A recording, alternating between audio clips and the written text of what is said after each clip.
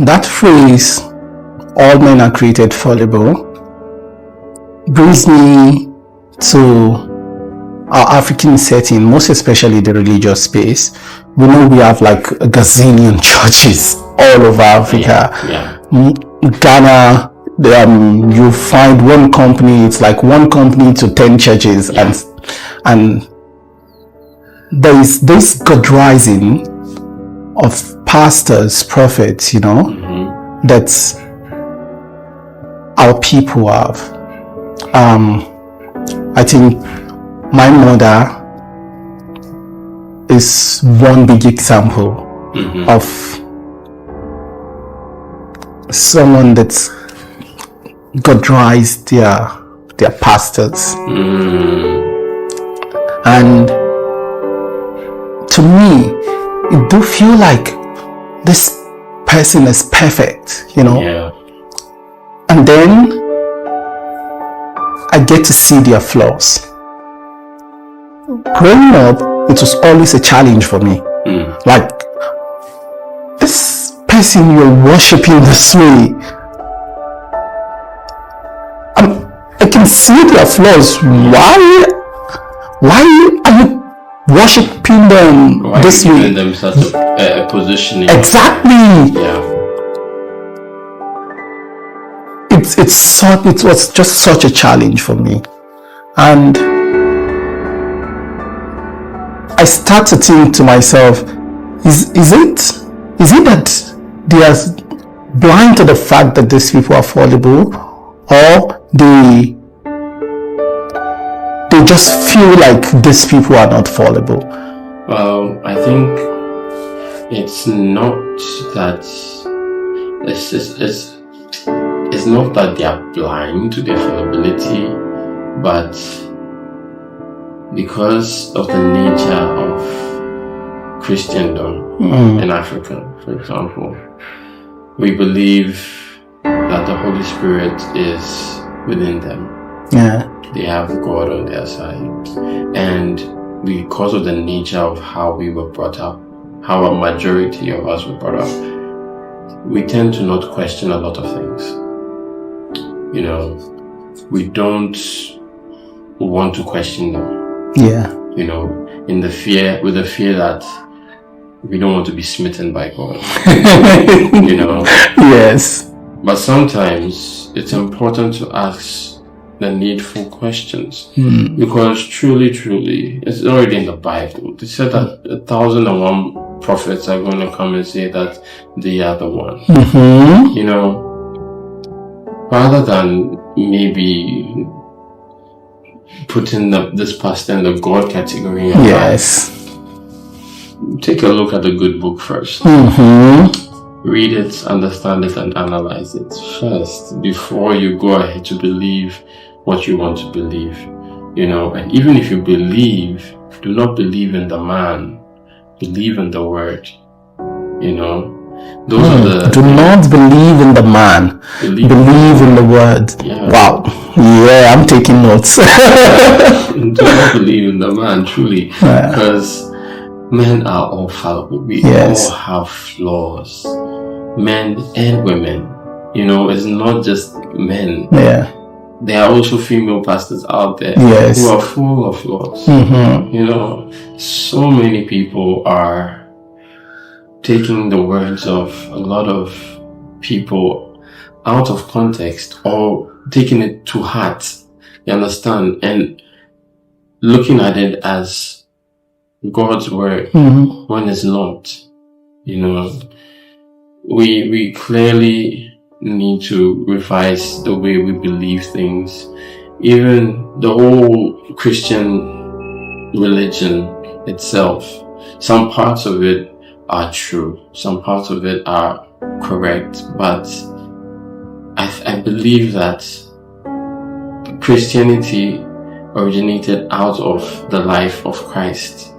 You see, we became Christians because we wanted to become like Christ. So if you want to be more Christ-like, you need to understand who Christ really was.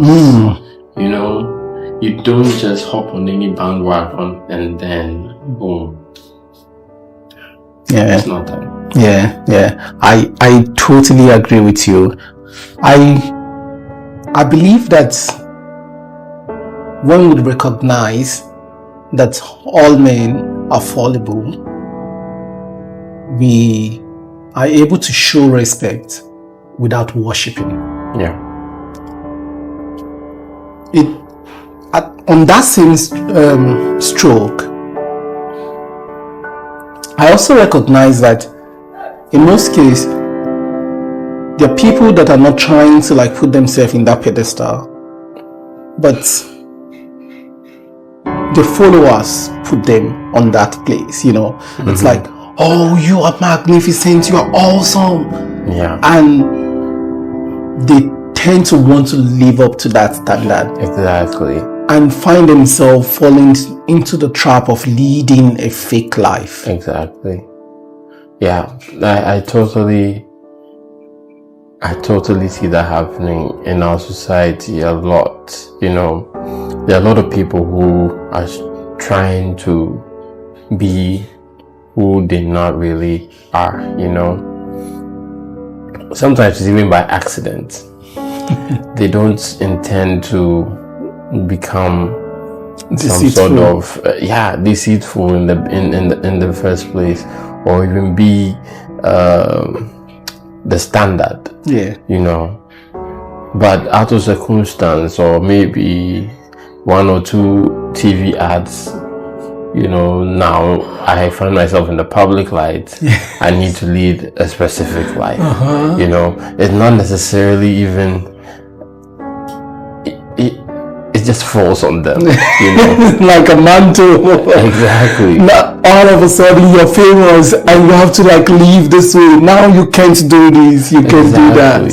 Society tends to put a lot of pressures on you without you even wanting to accept the pressure. You know, yeah, let's say a week from now I get this huge, let's say, position as CEO of Microsoft or something like that. Like I'm Bill Gates' protege. Like now I have to be leading a particular life. For example, Bill and Melinda. Whoever thought they were going to get divorced? Yeah, that was crazy too. That was huge news. But because they were in the limelight, we all put them in the happy family category, and these people are going to be together forever. But you then hear in the news that, oh no, we're splitting up, bye bye, you know, and it comes as a shock to everybody. You know, that's because society has put them in this light. You know, there's many cases out there of people who have struggled with this wrongful placement, you know. The Smith family. The Smith family especially, oh my gosh, they had it bad, especially Will, because the stuff we've heard already, I think everybody here knows the story already, you know, and Will has really been through a lot. But this is it. I spoke at the Eminent Award last year, and I went to the market to buy myself some white shirts for church, and I don't buy the packed shirts. I buy the fairly used shirts. So I went to the fairly used section and was trying to get myself some white shirt, and there was this guy that was sitting right there and he was looking at me the whole time, and for me I felt, you know, the Rasta guy trying to get a white shirt, and you know, so I started a conversation with him and the guy that was selling the white shirt to me, and I was negotiating, you know, he was telling me the price. I'm like, hey, nah, I'm not. So we're negotiating, talking, why this other guy sitting beside him was like, I know you somewhere. I was like, it's possible for you to know me, you know, and I just kept going and we talked. And at a point, looked at me and was like, yeah, it was an award night. I was like, eminent award. I was like, yes, you gave a talk there. I was like, yeah. I was like, and you're the one buying second-hand clothes. You know. Like, yes. It was like, no. And you're pricing. I'm like, why shouldn't I? I'm not a billionaire. Yeah. I have the opportunity to walk on stage and speak with to the people. Yeah. But it doesn't make me automatically a billionaire. And sometimes this limelight thing kind of put people in some boxes, and it's like, no. You can't do this now. Exactly. You know, it's true. Let's say some of these things, they do put you in a box and all that, but to be honest, there are lots of people out there who don't want to be in that box. A lot of people want to walk out of their house freely without anybody looking at them or even saying anything to them. That's why you see a lot of people disguising themselves when they go out. Yes. You know, because they don't want the judgment of society. I feel it's a lot of pressures from society that comes to make people do certain things, you know. And out of some of these pressures, they tend to do the worst things, you know. Like, if we are not putting so much pressure on certain people, their emotions won't flare up or boil up in massive ways. I like to go to the Will Smith Oscar slap part, because truly, if this man was not being put to such a high pedestal in his life and in the way he was supposed to conduct himself, he wouldn't boil up to that point. Yes. You know, it felt like a climax of all kinds of things that have happened, building up to that particular moment, that cataclysmic moment, you know, where everything just went poof, you know. And lots of people have experienced some of these moments. His own happens to be on a global stage, exactly. But for some, it's in different stages, different places, you know. And even in our local settings, you spoke about the way we put some of these preachers in a godlike state. Well, a lot of these people also go through all sorts of turmoil, you know. Some of them, like, I remember my wife told me recently that Obinim, you know Obinim, Prophet Angel Obinim. Oh, yeah. Apparently now, things are not going so well, you know, because he was an angel. The people called him an angel. Yes. But as we speak, he's not getting the recognition that he so craved from the people that used to follow him, you know, because he was put in a particular light, he was held to a particular standard, he had to lead a life that necessarily was not what he wanted to do, was not what maybe he started off with. But at this moment, the way life works, nothing remains the same forever. This too shall pass. Yes. I love this one from Marcus Aurelius, where he hired a servant to always remind him that he's just a man. And every time people are like hailing him and telling him how magnificent he is, how awesome he is, it's like, you're just a man. You're just a man. And I think for me, I have those people in my life. Those people that keep me in check. Those people that I can always check up with. Those people that let me know the see. You are totally fallible.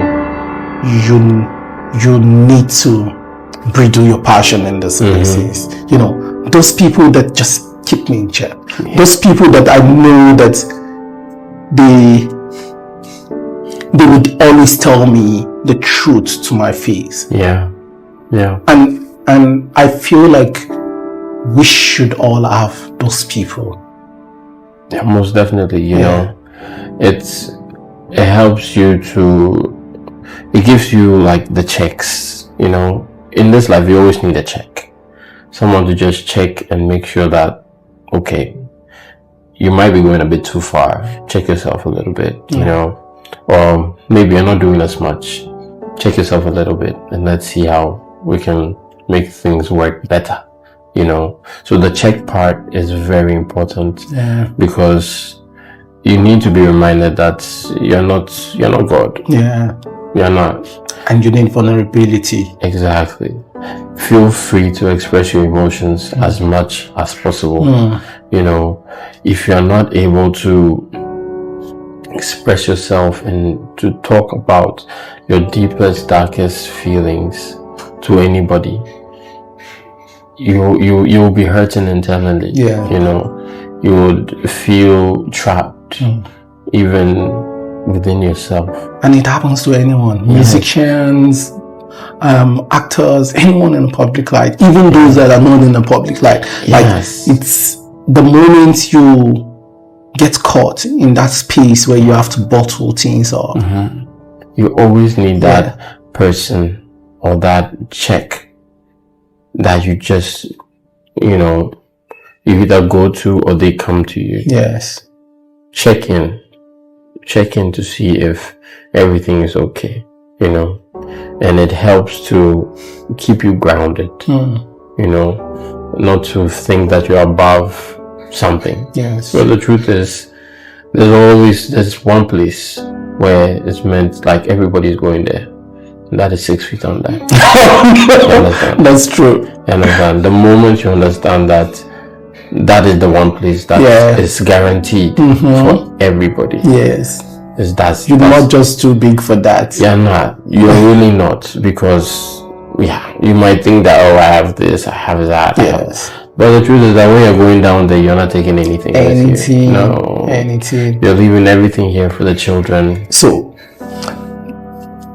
cutting to it, vulnerability is one antidote to not getting trapped in this box. Do you agree with me? I do agree with you, because without vulnerability, you tend to fall into a God complex, you know, or a more like self-indulgent type of, you know, lifestyle. Yeah. You know, if you're unable to be vulnerable about your feelings, you are trapping yourself in a place where only you can get yourself out. That's true. And that's only through vulnerability. Yeah. You know, you might think that you can live your life without being vulnerable to anybody or anything. Yeah, I'm a hard guy. I don't need to show my feelings. Like, nothing is... don't worry. I can take it. You understand?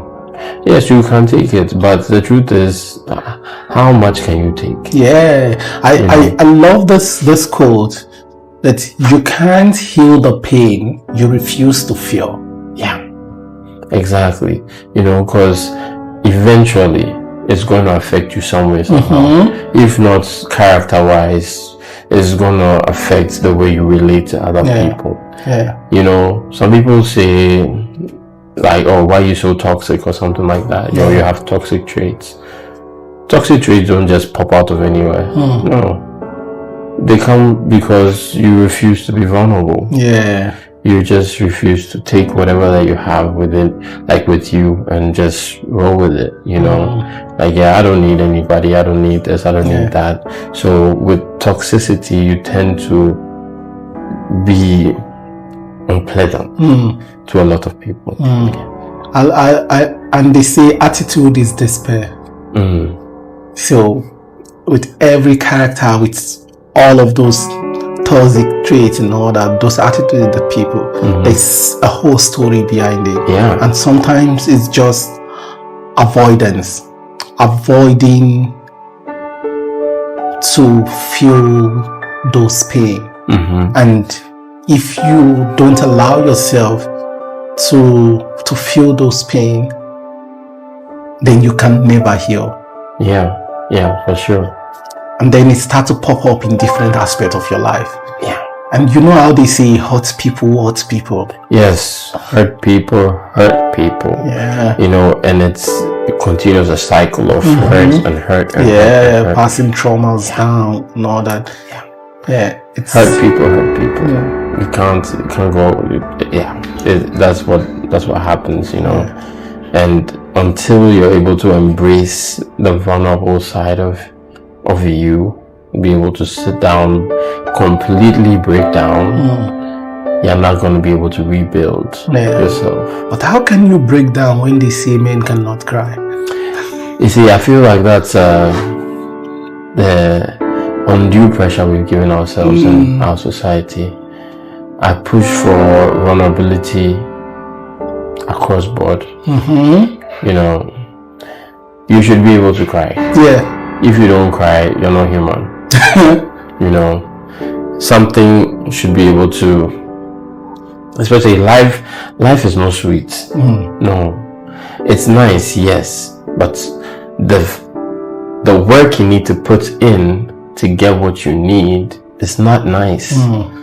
You'll be hurt, you'll be down, people will spit on you, people will step on you, people will break you, friends will betray you. None of these things are nice. Yes. Dude, you can't just be there and just be like, yeah, I'm good, you know, yeah. Just bottling. I don't feel anything now. I'm all numb.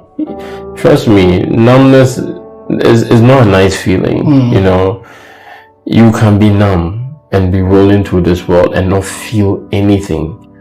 But if you're not feeling anything, means that you're not feeling sadness, you're not feeling despair, you're not feeling all the negative emotions, and you're not feeling the joy too, because if you don't feel that, how can you feel this too? How it's with the pain that you tend to appreciate the happiness. Yes, I love it when I think it's in the Book of Mormon where Eve said, because of my transgressions, I know pain, and because I know pain, I'll know joy. Something like that. I you know, it's they go hand in hand. If you do not allow yourself to feel pain, like real pain, and acknowledge the fact that yes, I'm hurt, yes, I'm bleeding, this hurt me so much, you're not going to be able to get yourself out of it. And then pursue what makes you happy.